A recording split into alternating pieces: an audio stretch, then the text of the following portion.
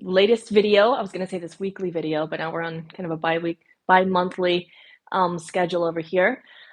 Today, I am excited to share a little bit more about the healing that can happen through self-pleasure and three specific ways that this can happen. As many of you know, as I've shared throughout the past 6 or 7 months, I do have a self-pleasure course where I guide you through specific practices such as de-armoring, embodiment, tapping more into your wild feminine, all kinds of good juicy stuff. So to check that out, go to comeasyouarecourse.com or look at the description that I'm going to add after this live video below.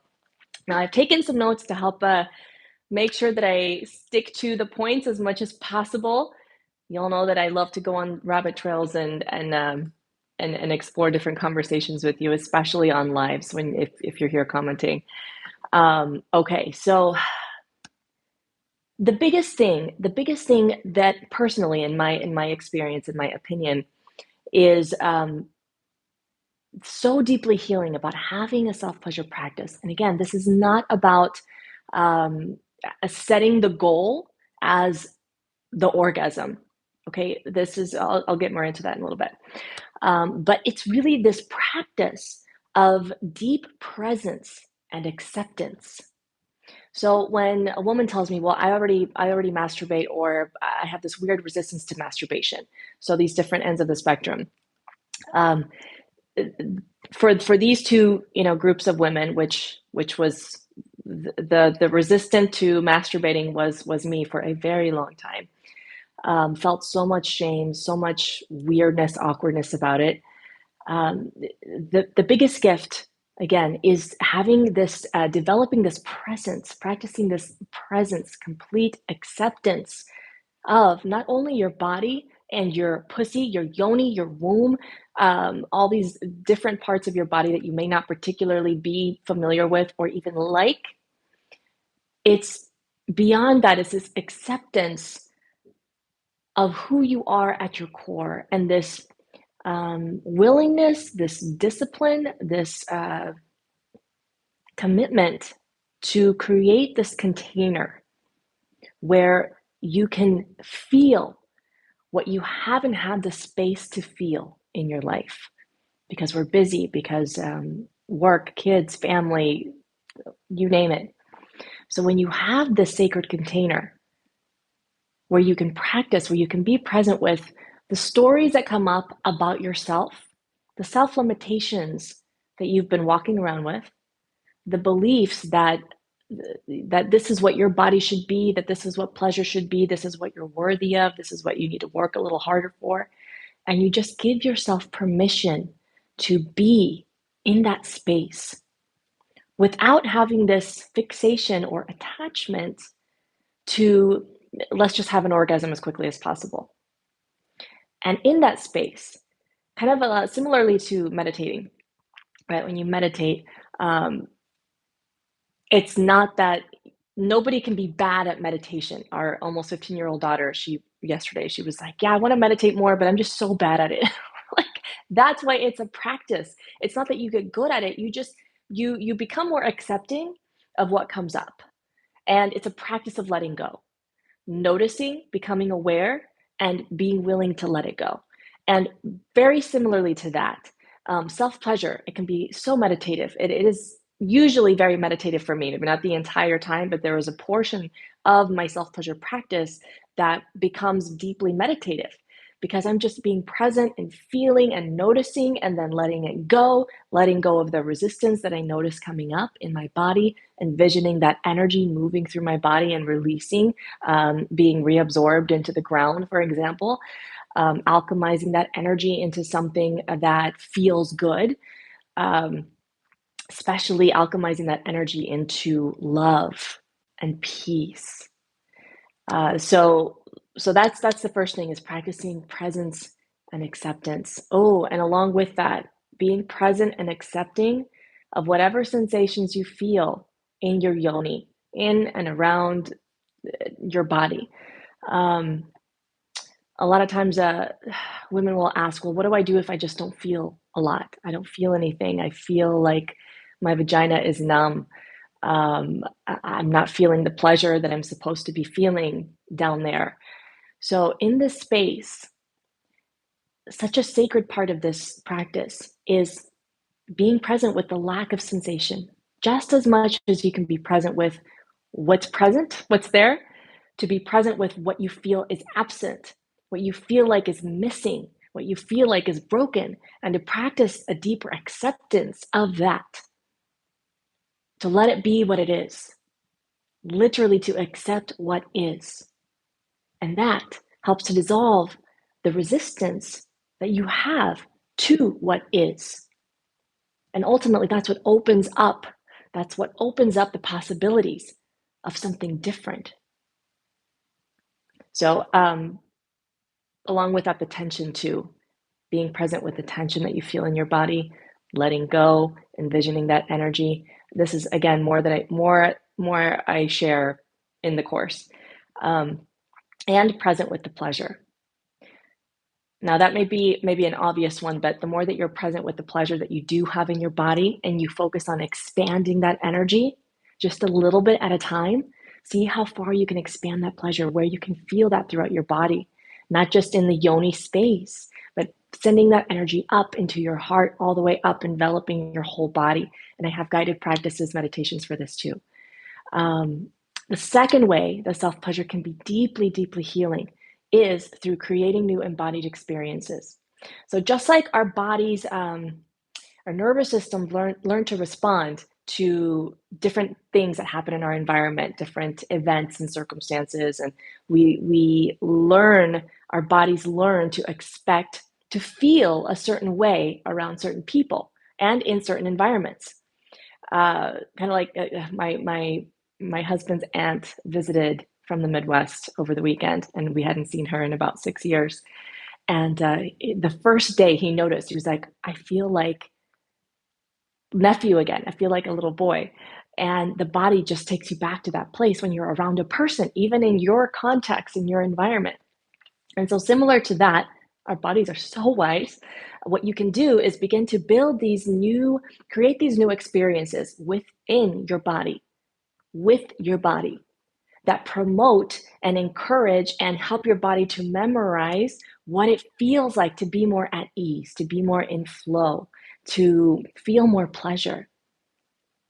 The two big words for me here are ease and flow, because prior to doing this ritual and doing the deeper healing work within myself, the default state that I found myself in was frustration, impatience, disconnection, feeling like I couldn't quite be present. Like joy was right there on the other side of this window, love was right there, peace was right there, everything that I wanted to be feeling in my life, but I couldn't quite reach it. I'm just on the outside looking in. It's just out of reach. And I remember experiencing my whole life that way and beginning to more intentionally in my body working with my body, working with my nervous system, working with my pleasure, intentionally to help create these new neural pathways, these neurons that fire together, wire together. So we're literally practicing a more joyful and pleasured and ease-filled way of being. And I'm going to let you in on a little, not a secret, but like a little behind the scenes on my own practice most recently. So over the summer, the kids have gone back to school. So we've gotten into a new rhythm now. But over the summer, I found myself getting into this habit of basically rushing through my self pleasure ritual more often than not. So it was what used to be the rarity of me kind of like, taking less time to do my ritual, less breath work during my ritual, less like energy flow, um, became more of the standard during summer break. Because I was like, okay, I want to have more time to, all the kids are home, so I'm not going to take a whole bunch of time in here, and I'm sleeping in more, and I'm letting my body rest more, and I'm trying different things out with my routines. And so what ended up happening over time was I I was using my shortcut. My shortcut, the things you probably got a thing that you know that when you think about it, you're gonna get off, you're gonna come. Like you're the orgasm is coming soon. And so I was going to that state, which for me personally is this feeling of urgency. And this has been practiced in my body for so long. Anytime that I would masturbate and then immediately feel shame after, most of my life until I started doing this deeper work, um, I would I would reliably and consistently get to the orgasm under a time crunch with a sense of urgency. Like, oh, I hear footsteps. So if I don't come within the next 30 seconds, I'm not going to get to do it at all. So my body memorized that process. And so I can come within 30 seconds or I can come within 30 minutes. It all depends on my mindset and like what energy I'm tapping into. But what I began to notice is that that sense of excitement, urgency, which the body processes, they say excitement and fear, it feels the same. The same things are stimulated, right? I began to notice that I was starting to feel more pressured and urgent about other things throughout my day when really it's like, I've got space, I've got time, there's no rush. And it took me some time to really put the pieces together. It was so obvious right in front of me the whole time that I had been practicing this every day, feeling that sense of urgency, that excitement. And I realized how much a sense of urgency turns me on, like arouses me physically, sexually, and tying that into other areas of my life where I was feeling like there was a sense of, oh, I'm running out of time for this and this and this, that did not feel good. So another thing that our self-pleasure practice can reveal and place a magnifying glass on is things like that.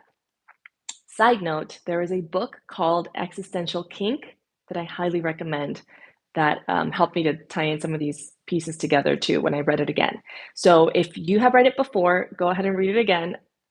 Like, trust me, you're going to get something different out of it depending on where you're at in life. And if you've never read it before, maybe now is the time. Just check it out. Um, so, choosing to be more deliberate and slow down with my self pleasure practice has helped to remind my body, like, oh yeah, this is what this can feel like. This is how different it feels, how much more expansive it feels to get to that point of orgasm when my pussy is completely open and receptive and like it comes from this deep place instead of just feeling like a wave of pleasure externally. It's like pulsating energy throughout my body. And it felt like a wave of yes, yes, yes, I missed this. I missed this. And my body remembered, oh, these feelings of ease. Yes, we want more of this. We want more of this. And so that's what I've been doing now, most recently, is slowing back down into my practice, spending extra time, the first like 10 or 15 minutes, not even building arousal to the point of orgasm, but just slowly feeling and being present with the sensations. And oh, that feels good. And oh, interesting, there's some tension there that wasn't there before or that I haven't felt in a long time. And oh, that part is feeling really rigid and stiff. Let me just slow down and like not force anything, and be able to work in the deep vagina, which you can't just like force your way straight in there, especially if the pelvic floor muscles are just tight. They haven't been opening up and like receiving deeply. So that so to, yeah. So second, creating those new embodied experiences. And not only that, but the more that you practice these feelings of ease in your body, um, thank you, Sasha. I'm glad that you're here, and I'm glad that this is resonating with you. And also, P.S. By the way, if any of you watching any of my videos, really, I read all the comments. So if you ever have a question or there's something that you really would love to have addressed and you don't see it already on my channel, I know there's like 220 something videos there. Um, Please ask. I would love to answer your questions. Um, so yes, the more that you practice feeling into these states of ease and peace, and accessing that deep inner knowing that's always there. And your womb is a sacred portal to that. The more that you practice this, and your baseline state of being flows, you feel like you're flowing with more ease. You notice more synchronicities. You feel like your life is just more aligned. It feels good. It feels good. When you're in that trajectory and you're practicing this consciously, what also happens, what you'll notice happens, is that in moments of stress or conflict, you're better able to return to that state. You're better able to self-regulate. And this is extremely important for those of us in relationships, which even if you don't have a romantic partner, you have relationships. There are people that you're encountering. Unless you're completely recluse and maybe you're going through a period of your personal healing or spiritual awakening where you're just not really engaged in the world, which is fine. We've been there. But if you're not, and if you're engaging with people and you're having communication and you have relationships of any kind, then this is going to be a really important piece of the puzzle. For Ryan, my husband, and I, we've been married for almost 16 years now, and we have 4 kids. So there's those individual relationships. Um, the biggest difference in how we relate to each other has come hands down from being able to regulate our own nervous systems. And there's a lot that goes into like what that actually looks like the inner child healing, the shadow work, the actual embodied practices, somatic healing, co-regulating, learning how to do that. I have a lot more of this in my on various courses, but it's ultimately it comes down to being able to self-regulate and then learning how to hold space and co-regulate also. So it really you experience your life, your world, your relationships through your nervous system, and the more that we can first learn how to better self-regulate and identify our needs, our what our heart is telling us, what our boundaries are, things like that, then we can expand our capacity to hold more pleasure, to hold more love, which is the third thing here that I wrote down is like making orgasm a catalyst and not the end goal. So here's the thing. In the self-pleasure practice, I always encourage women to focus on being in the present moment, right? Don't try to come. Don't be focusing on, let me just come, because then you're tense and you're contracted and you're not opening up and receiving the depth of the pleasure that you could be receiving. So with this, here's what I personally love to do with my orgasm. Okay, it's not just, yes, you get the feel good chemicals and it's fucking amazing and it's energizing and it's a mood booster and your sexual energy is flowing more freely, you're more creative, all these yummy, yummy things. And what you can also do is use the orgasm experience, which is a moment of complete surrender. By the way, if you have a hard time having an orgasm, consider how that mirrors maybe a resistance to surrendering, to relinquishing control. My favorite state of being, in surrender. I wrote an Instagram post about this a couple days ago if you want to read more about that, at Lucy Lampy. But what you can do is, let's say that you're feeling during your self-pleasure ritual, you begin to feel an angst or some emotions that have been bubbling up, but they haven't had the space to fully flow through. And what you can do is, as that tension, that sexual tension is building and the energy is expanding and it's feeling so alive. When you get to that moment of orgasm, you can have this intention already energetically of releasing the angst, for example, or releasing the frustration, or releasing the resentment, the anger. Maybe you had a fight with your partner, and instead of just using orgasm as like, just a little bit of quick tension release, which is amazing too, totally for it.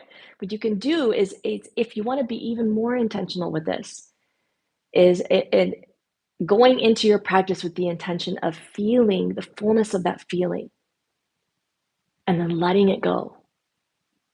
And so as you're coming, as you're having the orgasm, in your mind's eye, you can picture that energy flowing through your body and alchemizing into something. My preferred things are love. My preferred thing is love. That's like my default thing I want to alchemize any heavy feeling energy into. But from you in that experience, depending on the context, it might be peace, it might be a feeling of well-being, it might be joy. But they're just you gotta go with what resonates with you. Um, and you can also, oh yes, this one. I'm glad I wrote this down because I would not remember this right now. Uh, yes, staying with the pleasure. Staying with the pleasure. This can be more challenging than expected. Um, for the first 10 years of my marriage, as soon as I would have an orgasm with my husband, because at that time I was not masturbating unless I just felt like an intense urge, which was very rare. Um, as soon as I would have an orgasm, my body would feel like it was shutting down. Like it's just, nope, don't touch me anymore. I cannot. This is too, like, I'm at my threshold. No more pleasure for me. Cut it off. Cut it out. I'm done. And as I began to do my self pleasure practice, I remember the first time that I felt that inner being, that inner voice tell me, after I had had this deep, profound, expansive, delicious orgasm, encouraging me to keep going. And I was like, this is too much pleasure. This is too intense. I don't know if my body can hold so much pleasure. And that was a very distinct experience for me because it was the first time that I consciously allowed my body to stay in the pleasure when it felt so fucking uncomfortable and I felt so unworthy of it. And I felt like, okay, I've been here long enough. I've had enough pleasure. Enough is enough. I need to be responsible now. Now I need to be productive. Um I need to get some shit done before I give myself permission to have more pleasure. And now it just sounds so ridiculous when you speak these things out loud, right? It's like, how could you be unworthy? How could you be undeserving? And we put a cap on our own pleasure. We are the ones who put a cap on our own pleasure. It's not our partners. It's not society. It's not even our upbringing, our environments. These things do shape the way that we feel about ourselves, which end up uh, it motivating us to put these caps on our pleasure because we don't want to be too much, because we don't want to be sluts, because we don't want to be pleasure whores or be hedonists or whatever that is for you. For me, the biggest thing was I don't want to be too much because that is risky. Then people won't be able to relate to me. People will judge me. People will reject me. My own partner might reject me and judge me. I might be too much for him. I might want too much. I might not be satisfied if I let myself want too much. And then what? So it's all these things that can come up. You see how deeply revealing, exposing this practice can be when you are conscious about it, when you deliberately choose to be present with the fullness of who you are through this very intimate experience with your body. And so if you've already been doing a self-pleasure practice and you feel like, okay, maybe I've just experienced all that there is. No, you have not. You have not. Just hands on, you have not.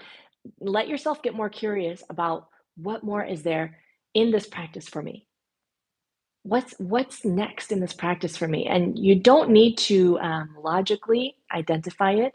Your body knows, you know, and it's okay if your logical mind just doesn't see it yet or hasn't figured it out. You don't need to put all the puzzle pieces together.